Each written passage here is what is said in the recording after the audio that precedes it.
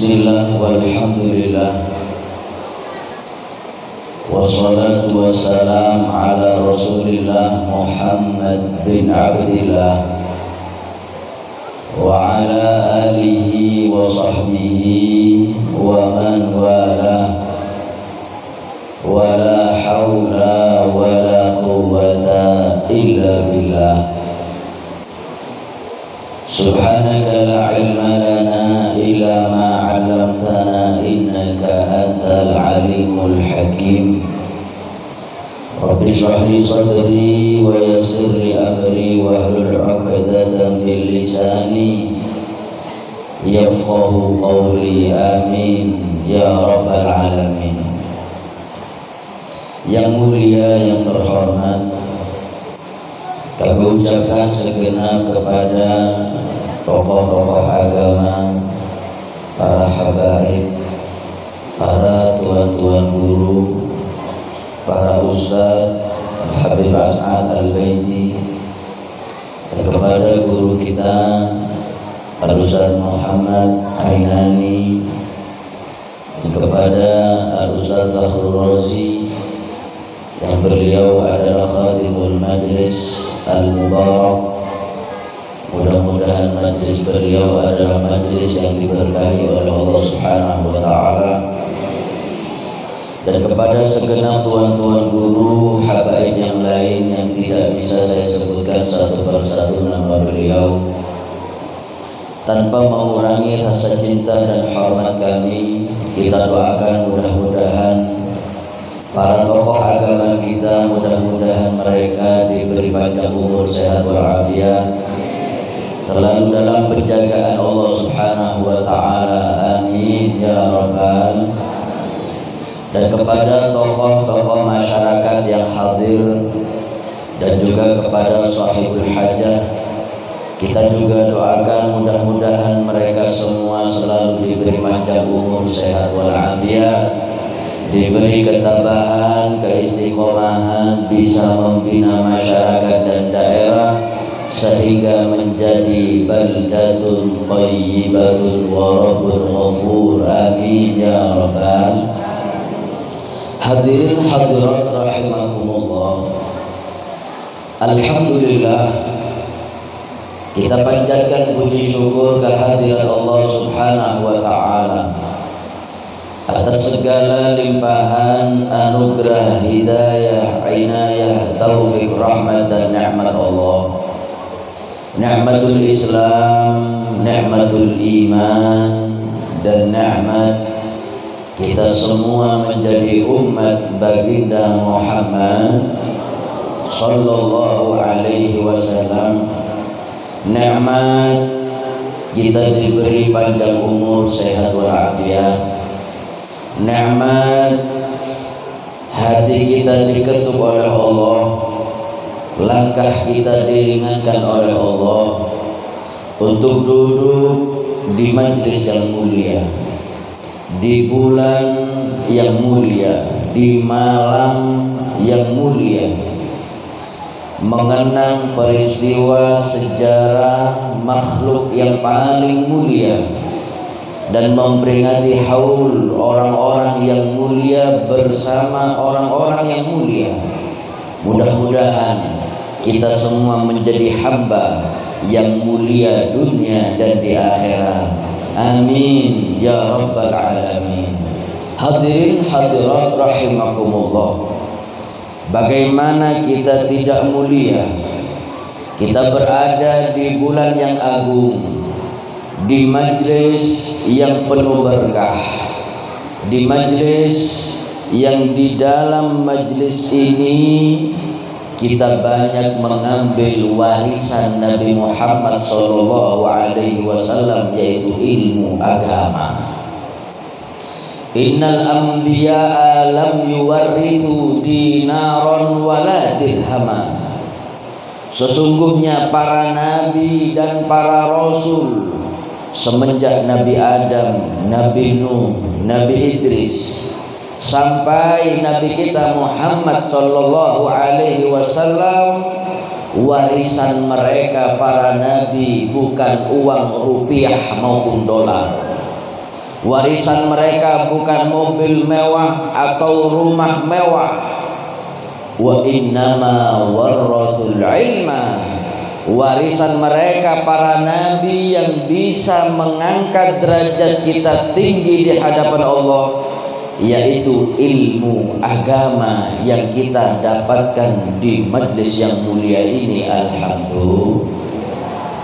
Di dalam riwayat lain Rasulullah menambahkan, faman akhadahu faqad akhadha bihadzi wafir. Siapapun yang istiqomah belajar ilmu agama, siapapun yang istiqomah semangat hadir majlis ilmu, merekalah adalah golongan hamba yang paling banyak mengambil warisan Nabi Muhammad sallallahu alaihi wasallam. Mudah-mudahan ilmu yang kita dapatkan di majlis ini adalah ilmu yang manfaat barokah dunia sampai akhirat. Amin ya rabbal.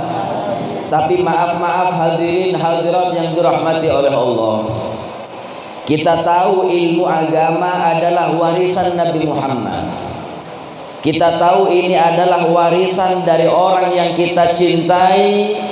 Tapi maaf umat akhir zaman memandang sebelah mata warisan Nabi Muhammad, yaitu ilmu agama. Kita masih kalah dengan mereka non muslim. Orang non muslim menghargai bahkan memandang agung warisan dari orang yang mereka cintai. Saya pernah baca berita hadirin, mungkin sekitar 11 tahun atau 10 tahun yang lalu, saya pernah baca satu koran, ada berita penyanyi legendaris terkenal orang Amerika. Ada yang pernah sampai Amerika? Sebelah timur Parit Gombong.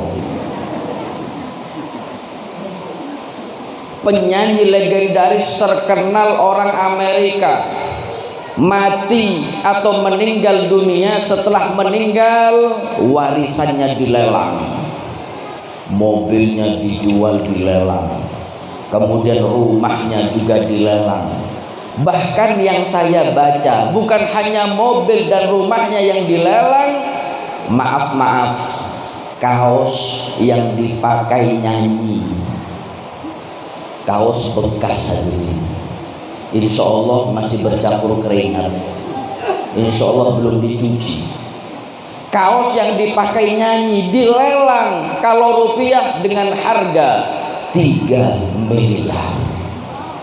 Masya Allah, kaos bekas, kaos PJ hadirin, dilelang dengan harga 3 miliar. Saya tanya, kaos bapak ibu berapa harganya? Mentok-mentok bekas jadi pel-pelan. Ini kaos 3 miliar. Pertanyaannya Habib, apakah ada yang beli kaos bekas 3 miliar? Jangan salah, pencinta artis ini mengantri untuk membeli kaos tersebut, sehingga kaos itu terjual dengan harga 6 miliar. Kok bisa mereka membeli 6 miliar? Karena mereka memandang kaos ini bukan kaos biasa. Mereka pandang kaos ini adalah kaos warisan dari orang yang mereka cintai, berapapun dibayar untuk mendapatkan barang atau warisan dari orang yang mereka cintai. Tapi kalau umat Islam, naudzubillah hadirin, akhir zaman ini memandang ilmu agama warisan Nabi Muhammad dipandang dengan pandangan sebelah mata. Saya buka pikiran bapak ibu, kalau kita ini sudah nggak sadar meremehkan ilmu agama yang itu warisan Nabi. Saya usul kepada Ustadz Fakhrul Rozi, saya usul besok-besok kalau ada peringatan Isra wal Mi'raj atau pengajian rutinan Al-Mubarak, saya usul tolong tulis di depan majlis, yang mau hadir majlis taklim wal maulid Al-Mubarak wajib tiap orang bayar 50.000. Kira-kira ada yang hadir? Ada yang hadir? Dijamin sepi. Hadir majlis mahal 50.000. Tapi naudzubillah, mungkin naudzubillah ada laporan atau berita datang masuk Kuala Tungkang. Kemudian berita itu mengatakan akan manggung di kabupaten kita tercinta, penyanyi dangdut terkenal Ayu Ting Ting. Yang mau hadir, yang mau menonton wajib bayar 50.000. Kira-kira ramai apa sepi? Ramai apa sepi?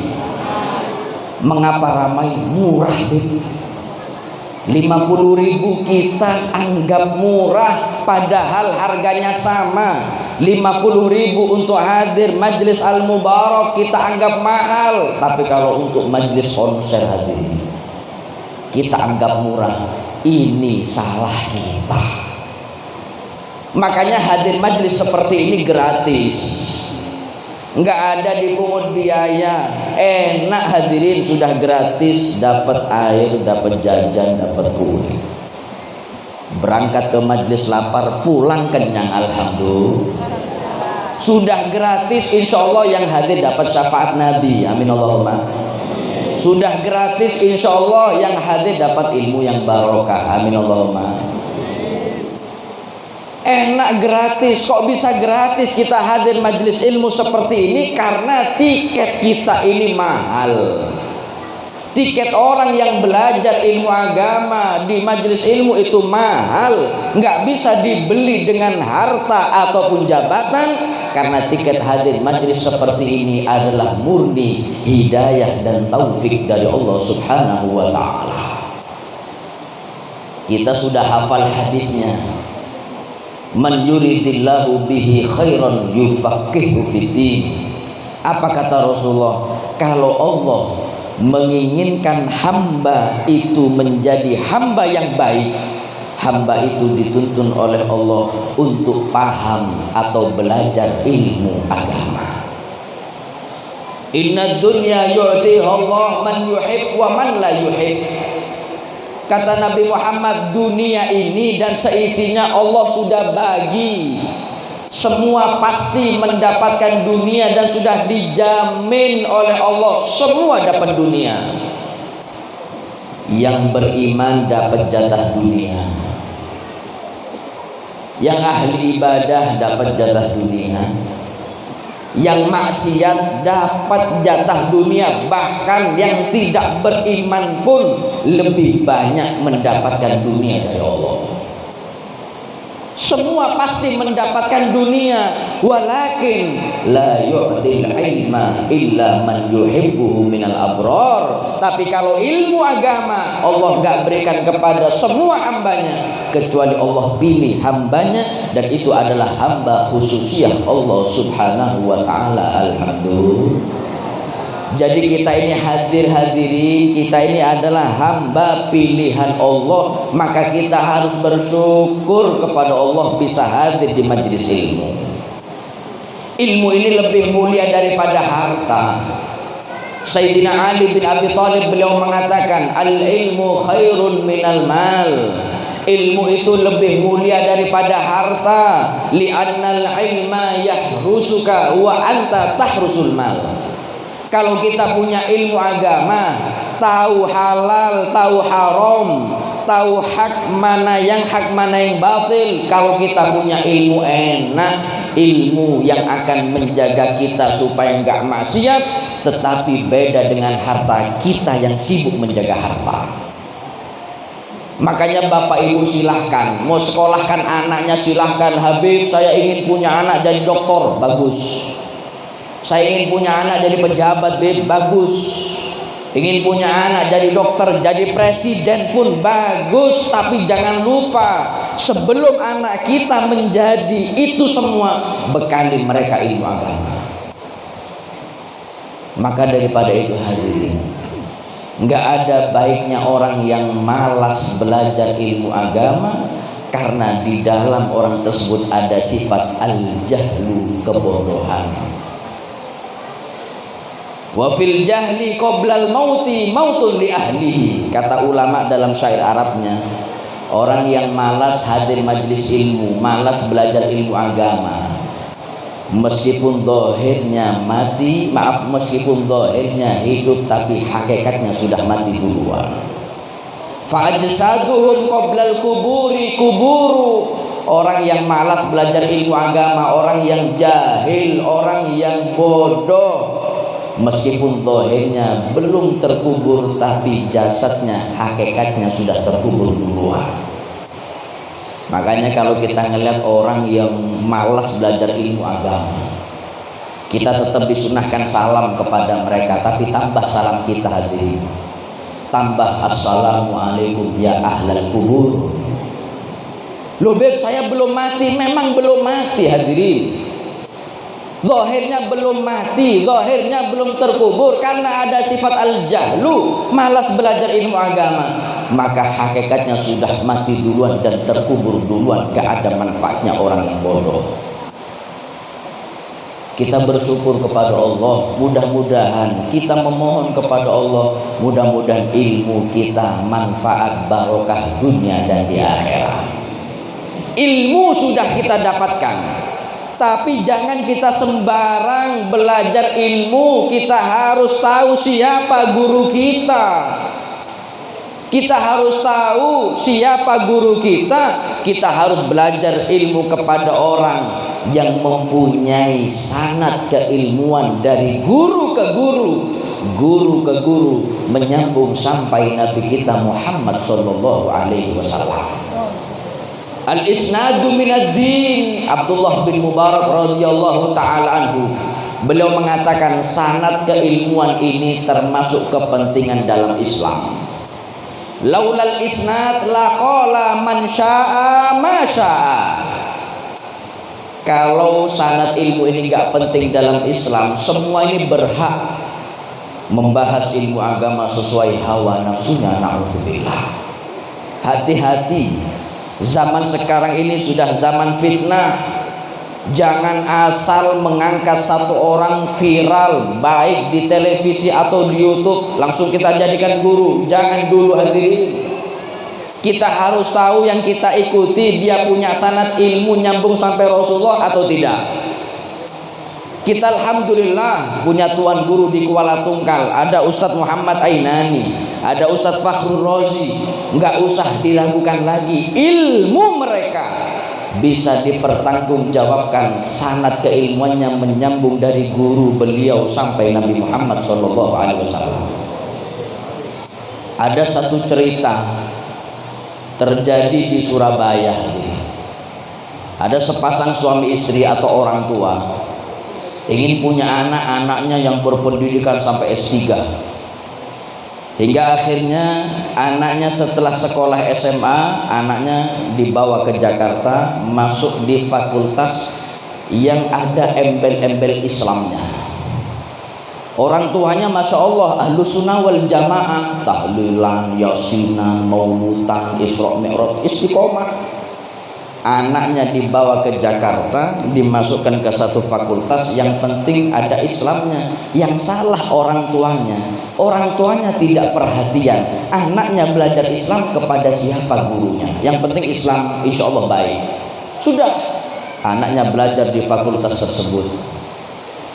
Sebelum S1-nya selesai, baru ngurus skripsi, anak yang di Jakarta yang kuliah ini ditelepon oleh ibunya yang di Surabaya. Kata ibunya, wahai anakku, kau sekarang pulang ke Surabaya, ayahmu sekarang ini meninggal dunia.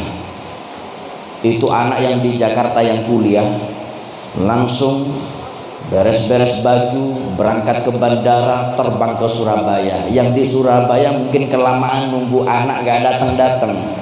Akhirnya jenazah ayahnya dibawa ke kuburan, bahkan sudah dikubur. Ini anak sampai Surabaya langsung pergi ke kuburan. Sampai dikubur ternyata jenazah abahnya sudah dikubur, selesai baca tahlil. Biasa kalau pemakaman di Jawa Timur, di Surabaya, di Malang ataupun di mana, Jawa Timur itu biasa hadirin.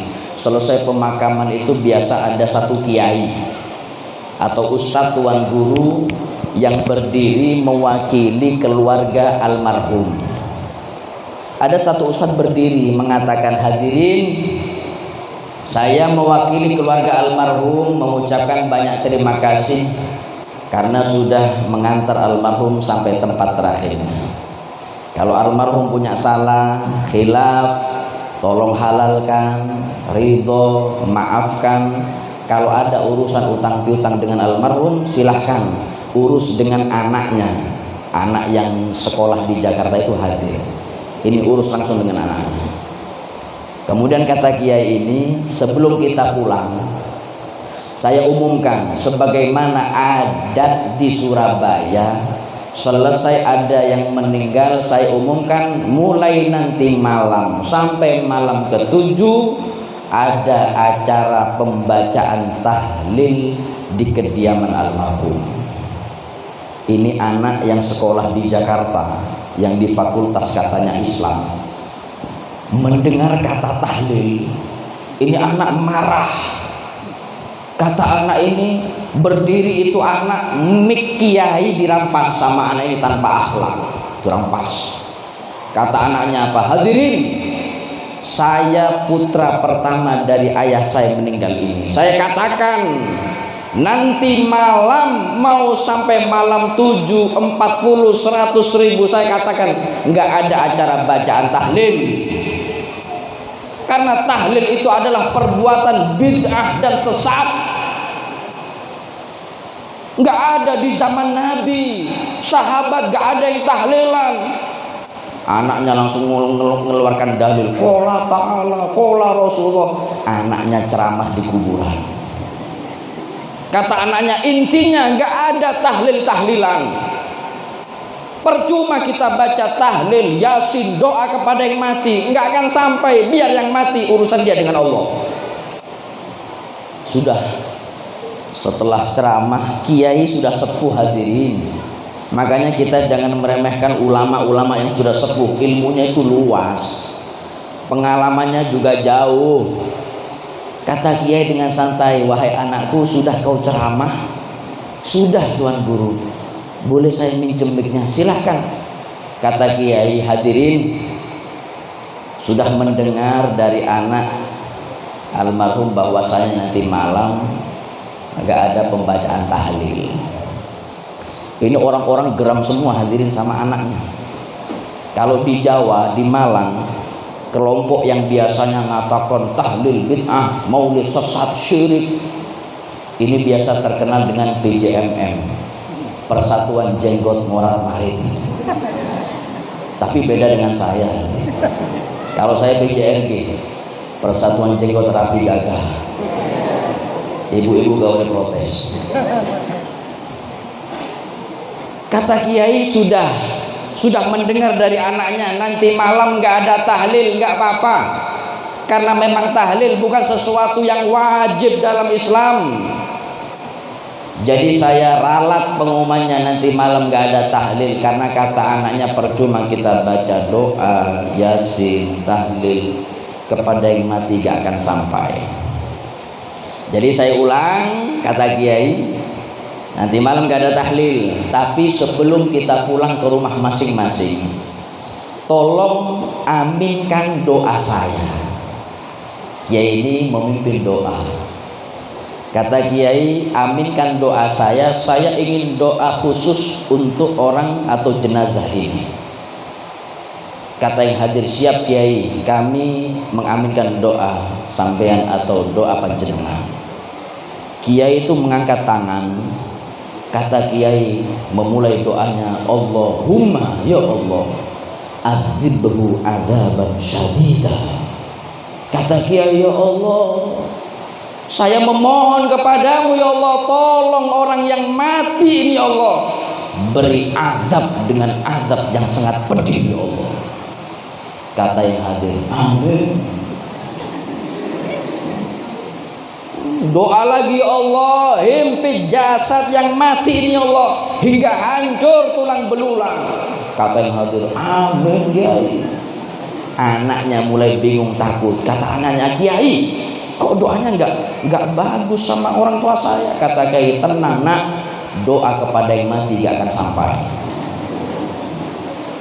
Diangkat lagi tangan kiai. Kata kiai, ya Allah, tolong ya Allah, aku mohon kepadamu, kepala yang mati ini ya Allah pukul sampai hancur, jadikan anaknya durhaka dunia sampai akhirat.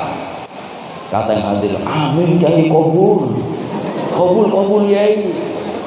Itu anaknya bingung, anaknya takut, kemudian mengambil mic pada Kiai dan anak mengatakan, hadirin, nanti malam tahlil sampai 7 malam. Kalau salah guru berubah akidahnya, kalau salah guru berubah keyakinannya. Makanya Al-Habib Abu Bakar Al-Masyhur, beliau mengatakan, idza salimal wi'a'u salimal ma'. Kalau wadahnya selamat, air yang di wadah itu ikut selamat. Yang dimaksud dengan wadah, kata beliau, al-madrasatu wal ma'had wal majlis wa tariqah. Yang dimaksud dengan wadah adalah madrasah, pondok pesantren, tariqah, ma'hadnya, majlisnya.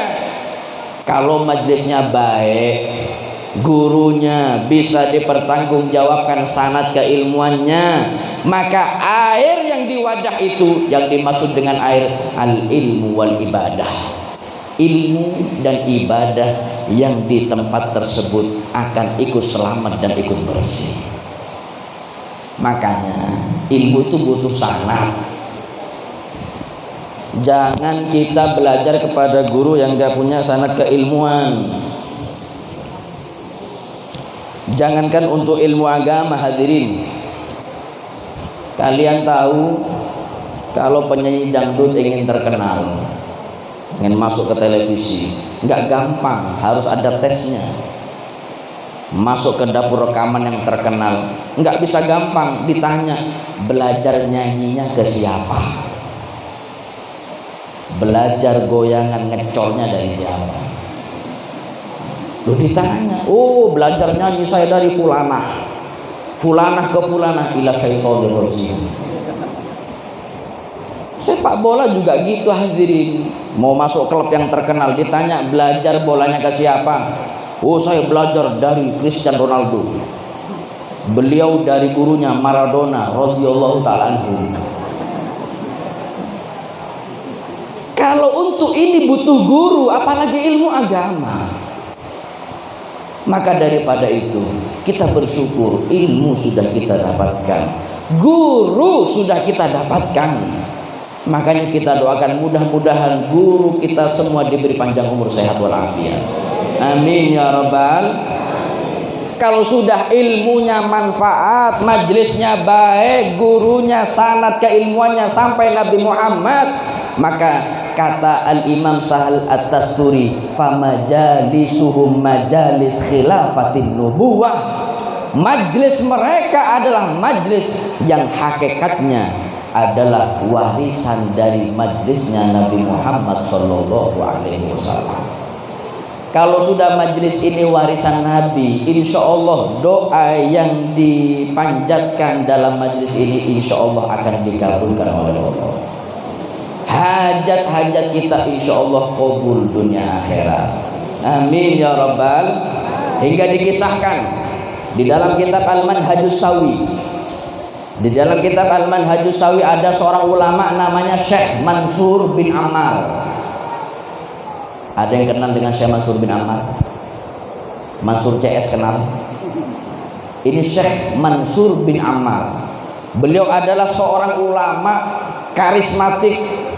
Kalau beliau sudah membuka pengajian, jangan ada toko, jangan harap ada toko yang buka di pasar. Semua pemilik toko di pasar tutup, hadir di majlisnya Syekh Mansur bin Ammar.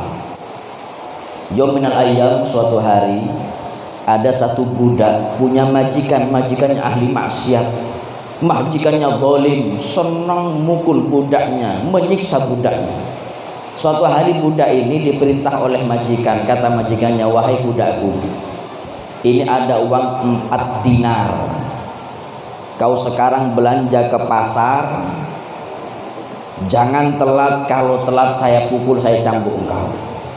Diambil sama budak itu, budak ini lari ke pasar.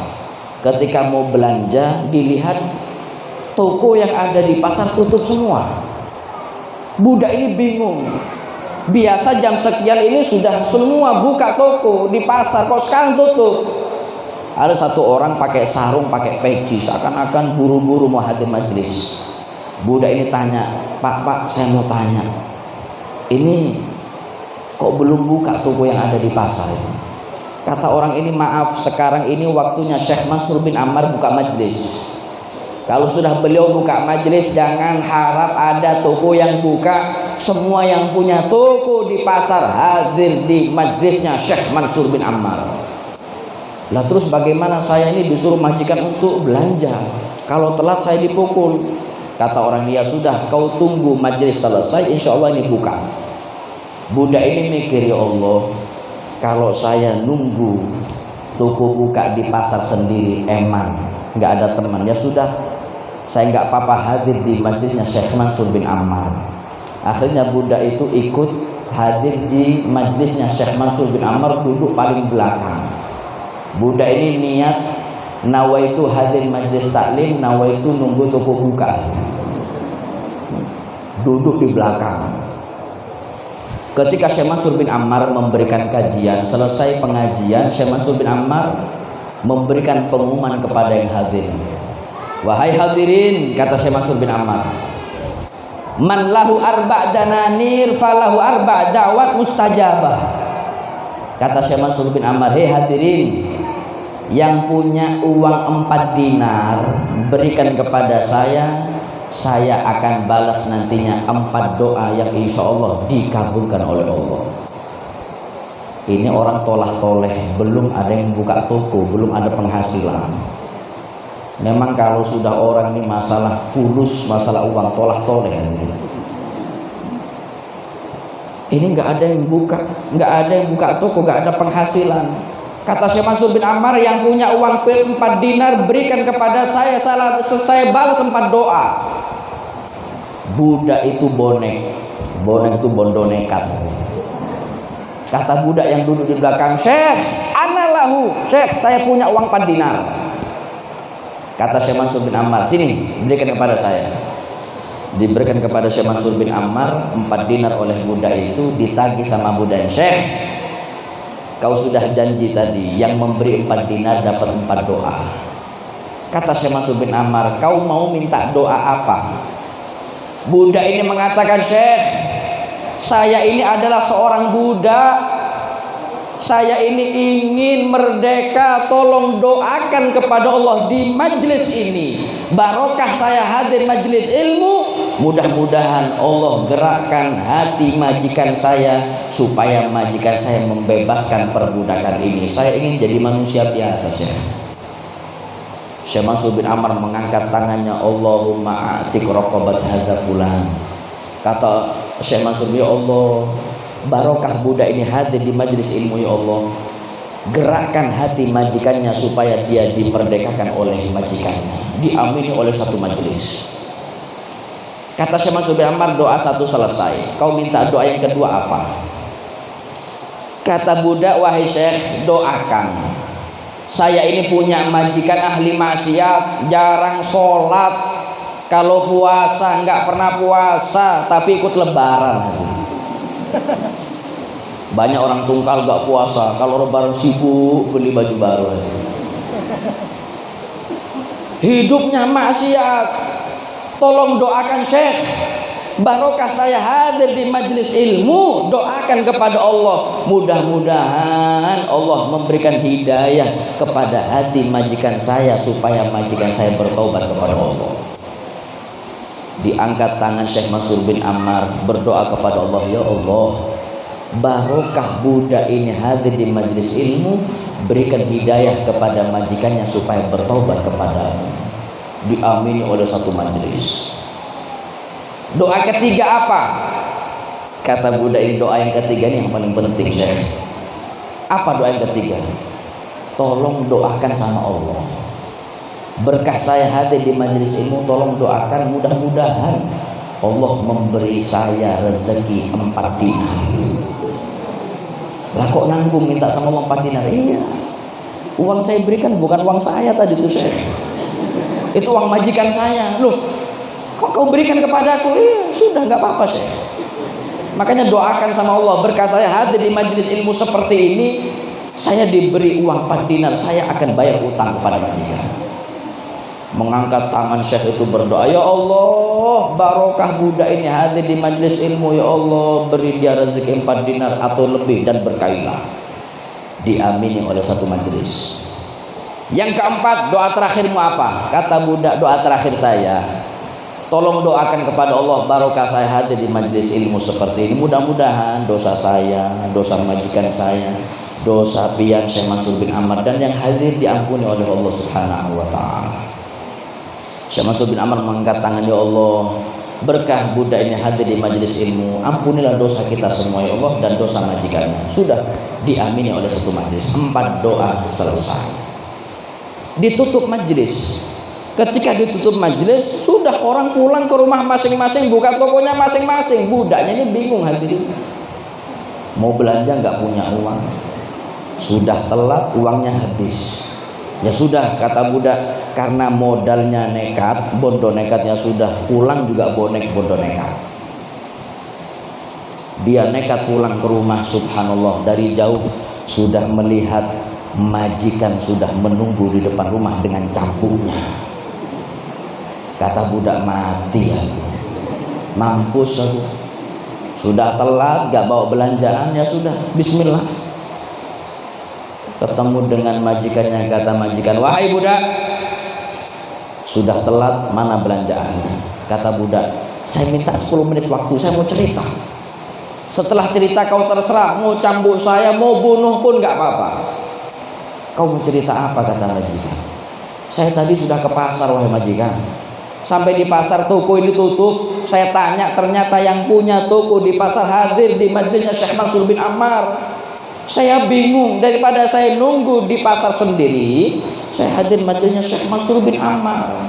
Subhanallah, ketika budak itu menyebutkan Syekh Mansur bin Ammar, berbarengan dengan hidayah turun ke hati majikan. Majikan penasaran, siapa itu ustadznya? Syekh Mansur bin Ammar. Siapa beliau? Kata budaknya, Syekh Mansur bin Ammar itu ulama karismatik, alim, wali. Kalau sudah beliau buka majelis, jangan harap ada toko buka di pasar. Semua yang punya toko hadir di majelis beliau. Terus, ya saya hadir. Nah kok terakhir Syekh Mansur bin Ammar memberikan pengumuman, yang punya uang 4 dinar dibalas 4 doa. Kata majikan, kau kasih uangku ya? Lah iya, tapi saya niatnya baik untukmu. Sudah kau kasih? Sudah wahai majikan. Apa doa? Kata budak ini, saya minta doa kepada Syekh Mansur bin Ammar. Doa pertama, saya ingin wahai majikan, berkah saya hadir di majelis ilmu ini, saya minta doa. Syekh Mansur bin Ammar mendoakan saya, mudah-mudahan Allah gerakkan hatimu untuk membebaskan saya. Saya capek jadi budak, saya ingin jadi manusia biasa, ingin merdeka. Kata majikan, ya sudah, mulai sekarang anta hurun liwajhillah, kau sekarang bebas jadi manusia biasa. Kata budak, masya Allah, doa pertama kabul, berkah hadir majelis ilmu. Lihat hadirin, doa pertama budak dikabulkan, hadir majelis ilmu. Doa pertama budak adalah minta bebas dari perbudakan. Kita yang hadir sekarang ini sama. Kita ini budak, budaknya hawa nafsu, budaknya jabatan, budaknya dunia, budaknya harta. Ketika hadir di majlis seperti ini, minta sama Allah, ya Allah, barokah saya hadir di majlis al-mubarak, ya Allah, bebaskan dari perbudakan hawa nafsu. Amin Allahumma. Kata majikan, doa keduamu apa?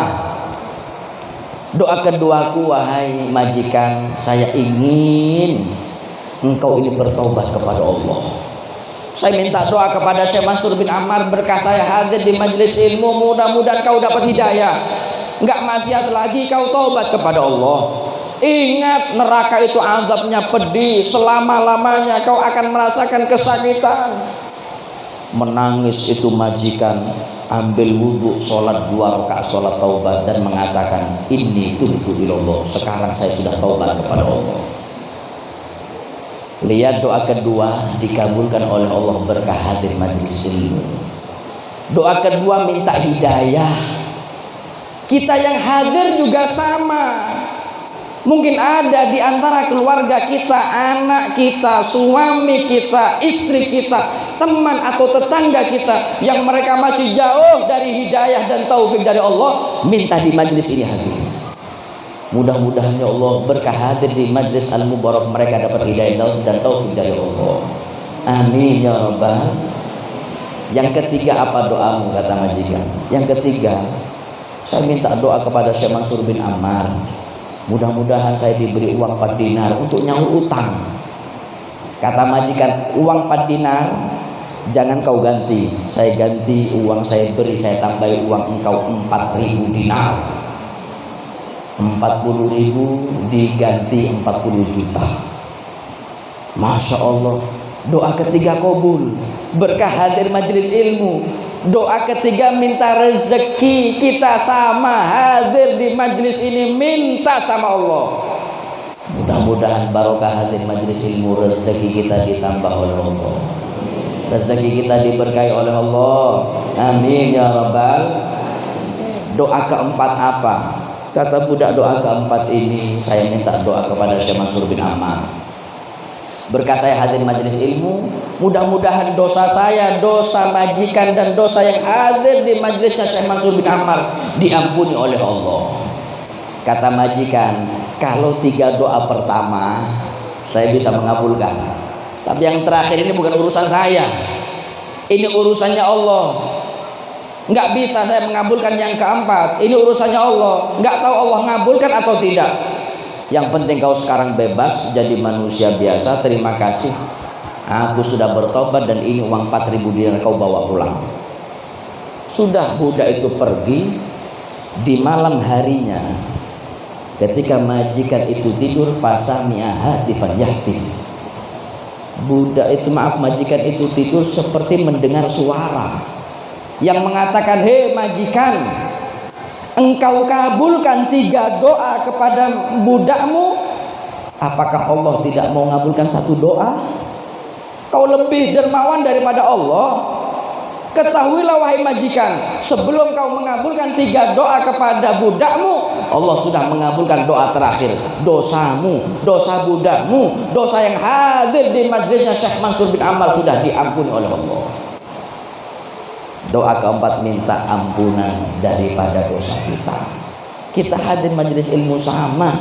Kita bukan nabi, kita bukan malaikat. Kita ini insan, mahallul khata' wan nisyan, tempat salah, tempat khilaf ya kita hadiri. Ketika hadir di majelis seperti ini minta kepada Allah, ya Allah, barokah hadir di majelis al-mubarak, mudah-mudahan dosa kita diampuni oleh Allah. Amin ya rabbal. Maka daripada itu kita minta doa kepada Allah di majelis ini, mudah-mudahan doa kita dikabulkan oleh Allah. Yang istiqomah hadir majelis ilmu, jangan menjauh daripada ulama, apalagi akhir zaman ini. Ya Allah, banyak fitnah, banyak ujian untuk akhir zaman ini. Kalau mau selamat jangan jauh dari majelis ilmu dan para ulama. Saya tutup dengan satu hadis. Nabi Muhammad mengatakan, sayati zamanun ala ummati yafirruna minal ulama wal fuqaha fayabtalihimullah bi thalathi baliyah. Kata Nabi, akan datang suatu zaman yang akan menimpa kepada umatku kelak nanti, yang mereka nantinya menjauh daripada majlis ilmu dan para ulama. Ini mungkin zamannya sekarang atau sudah lewat hadirin. Sekarang ini sudah bukan menjauh lagi daripada ulama. Ulama kadang dinista, ulama kadang dizolimi. Bukan hanya dijauhi, ulama kadang diadu domba. Kata Nabi Muhammad, kalau sudah umatku jauh daripada ulama, hati-hati, Allah akan beri 3 musibah sebelum musibah di akhirat. Yang pertama, yarfa'ullahul barakata min kasbihim wa umrihim. Orang yang jauh daripada ulama, nggak suka majelis ilmu, dijamin Allah angkat keberkahan rezeki dan umurnya. Na'udzubillah. Yang kedua, wa yusallitullahu alaihim bisultanil zalim. Kalau sudah jauh daripada ulama, kita mendapatkan azab yang kedua, kita akan mendapatkan pemimpin-pemimpin dan akan dikuasai oleh mereka pemimpin yang zalim kepada rakyatnya. Yang ketiga, ini yang paling bahaya. Kalau sudah jauh daripada ulama, jauh daripada majlis ilmu mereka, yakhrujuna minad dunya bighairi iman. Dia akan mati gak bawa iman, matinya su'ul khotimah. Kita alhamdulillah dekat dengan para ulama, istiqomah hadir majelis ilmu. Mudah-mudahan umur kita barokah, mudah-mudahan rezeki kita barokah, mudah-mudahan pemimpin kita pemimpin yang adil, yang amanah. Amin ya rabbal. Dan mudah-mudahan kita semua tidaklah pulang nantinya kecuali dosa kita diampuni oleh Allah. Anak kita soleh-soleha, istiqomah dalam ibadah, dan insya Allah semuanya tidaklah wafat kecuali wafat husnul khatimah. Amin ya rabbal alamin. Wa sallallahu ala sayyidina Muhammadin wa ala alihi wa sahbihi wasallam. Walhamdulillahi rabbil alamin. Assalamualaikum warahmatullahi wabarakatuh.